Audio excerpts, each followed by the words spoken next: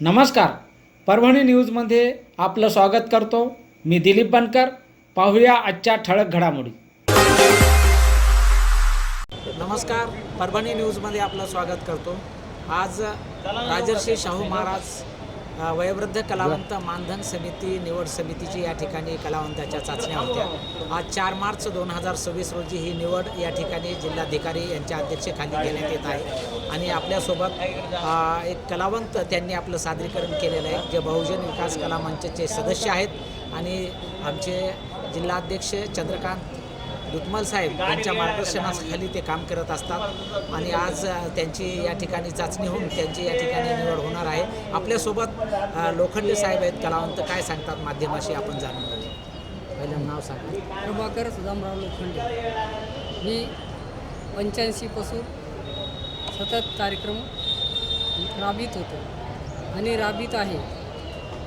ह्या माध्यमातून मला हे मानधन लाभार्थी व्हायला पाहिजे, मिळायला पाहिजे. तुमची आज निवड झालेली, काय नेमकं काय सादरीकरण केलं आपण? मी एक सुंदरसा विषय मायभूमीवर केलेला आहे. काय बोला थोडंसं, कसा केला?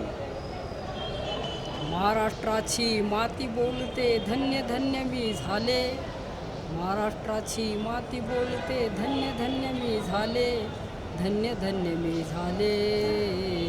ज्योतिबा शुभा वाणी लेकर पोटी माझ्या आले, ज्योतिबा शुभा वाणी लेकर पोटी माझ्या आले.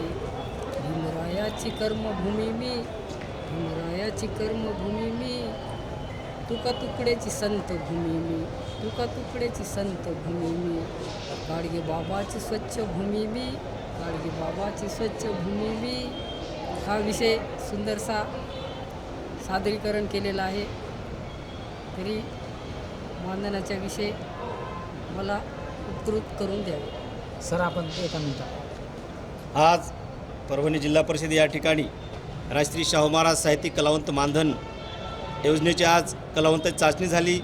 त्या अनुषंगाने मी बहुजन विकास सांस्कृतिक कलामंच जिल्हा अध्यक्ष आणि आदरणीय आमचे बहुजन विकास सांस्कृतिक कलामंचाचे मराठवाडा अध्यक्ष दिलीपदादा बनकर साहेब, आदरणीय आमचे महाराष्ट्राचे ख्यातनाम गीतकार संगीतकार दत्ताजी शिंदे साहेब यांच्या मार्गदर्शनाखाली आज परभणी जिल्हा कलावंत समितीमध्ये जवळपास आमचे 17 ते 18 कलावंताची आज चाचणी या ठिकाणी झालेली आहे. परंतु आम्ही बहुजन विकास सांस्कृतिक कलामंचाच्या वतीने जे 1260 कलावंतांनी ऑनलाईन प्रस्ताव दाखल केले होते, ते 1260 कलावंतांनासुद्धा या ठिकाणी कला सादरीकरणासाठी इन्व्हाइट करावं, असं आम्ही बहुजन विकास सांस्कृतिक कलामंचाच्या या ठिकाणी आमची कलेक्टर साहेबांना मागणी आहे. आणि या ठिकाणी जे कलावंतांनी सादरीकरण केले आहे, निष्पक्ष असे कलावंताची या ठिकाणी त्यांची निवड झाली पाहिजे. आणि शासनाने एकदम चांगल्या पद्धतीने सुद्धा काम करत आहे, त्यांनासुद्धा आमचं या ठिकाणी धन्यवाद.